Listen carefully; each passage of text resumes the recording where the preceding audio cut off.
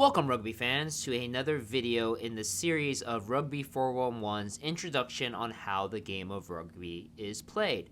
This video in particular will focus on the law variations as they pertain to Major League Rugby, the professional rugby league played in North America.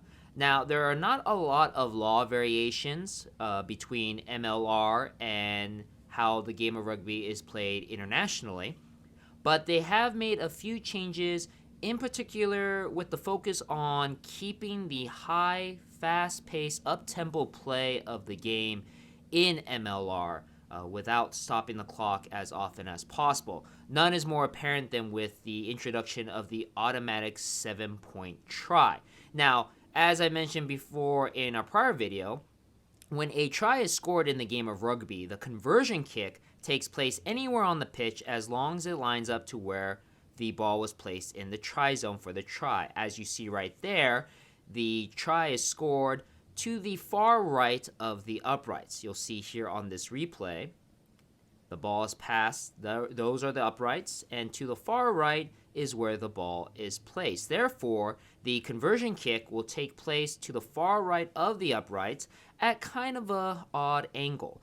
Obviously, further away from the uprights the try is scored, the harder the kick is. Though with our kicker here, he is an excellent kicker. He's able to make that conversion without a problem. Obviously, teams try to score the try as close to the uprights as possible.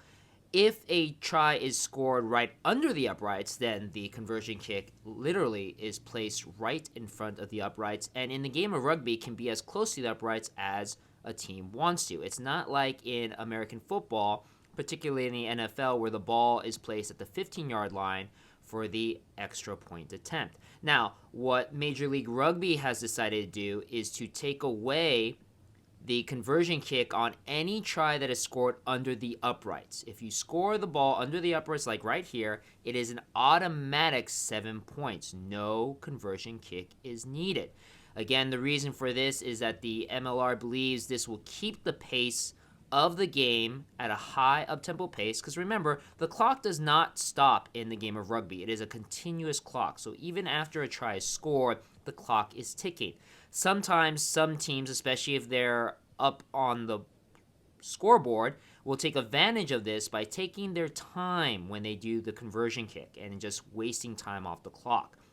Especially when a try is scored under the upright, the conversion kick seems almost an automatic. So why bother going through it? This is not a new conversation. This is actually a debate that has been pretty rampant in American football, with a lot of people wanting to do away with the extra point conversion because it seems like such an automatic thing.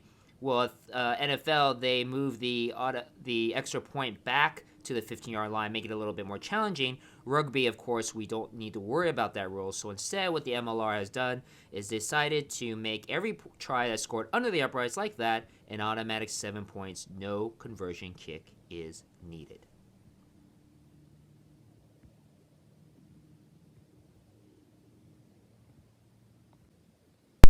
A kicker has only 60 seconds in the MLR to complete a conversion or penalty kick compared to the normal 90 seconds in international rugby play.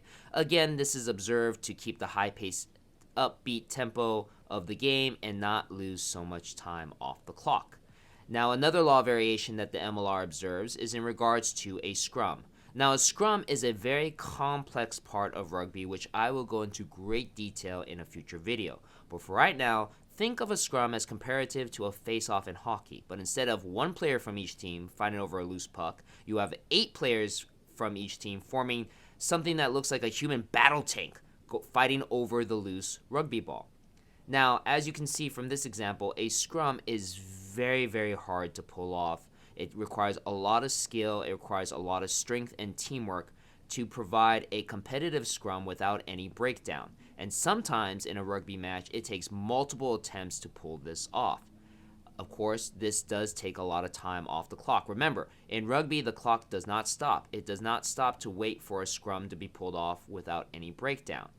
In MLR, they decided to do away with this practice of continuously trying to make a scrum happen, and instead, a scrum only gets one reset. If a scrum has a breakdown, It's allowed to be reset once. If the scrum breaks down again, the referee will award a penalty to whichever team he feels did not cause the breakdown, and the play continues. Now, the last law variation that the MLR observes is in regards to a red card penalty. Now, in the game of rugby, there are numerous types of penalties. Some of them can be very confusing and complex, and I will go into much greater detail on everything in regards to penalties in rugby in a future video. But for right now, just know that there are different types of degrees of penalties in rugby. Some penalties in rugby are very minor and only result in a turnover or a free play. Some penalties are a little bit more dangerous, or sometimes a referee has warned the team that they've broken one too many penalties a little too often that they are awarded a yellow card. Now, when a player is given a yellow card, they're removed from the pitch for 10 minutes, and in that time, they cannot come back onto the pitch. They cannot be replaced by a teammate from their team. Their team is going to be playing for one man short for 10 minutes, and in a game of rugby, that is a huge disadvantage. Now, sometimes a penalty is a little bit more extreme or more dangerous according to the referee, and when that happens, a player can be given a red card. Now, when a red card is given, that player cannot come back onto the pitch at all for the remainder of the game. And as you see right there, that is a dangerous penalty. The number 11, red 11 player hits that white player in the head with his shoulder. It is a dangerous, dangerous play, so he is going to be awarded a red card. Now again, when a player is given a red card, he cannot come back into the game. His team is going to be down one player for the remainder of the game, and that's a huge, huge disadvantage. In MLR, though, when a team is given a red card, that player is removed from the pitch, but after 20 minutes, he can be replaced by another player on the team. Now, the reason this is being done in MLR is because unlike, as you see in the video example here, unlike in International Rugby, the MLR does not have the benefit of a TMO, or a televised match official, who can review the play, who can do instant review, and analyze whether or not the play does deserve a red card.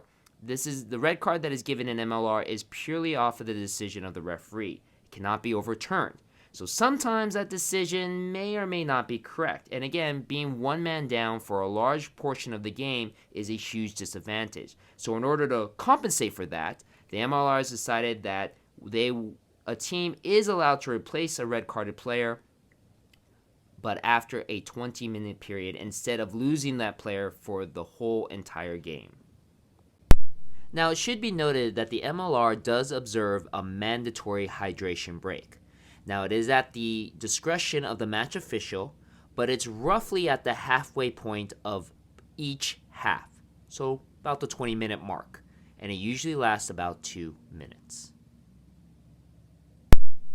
Now, recently, International Rugby have adopted a few law changes that, as of this recording, the MLR have not officially adopted for the 2022 season. So because of that, I'm not going to go into great detail about what those law changes are.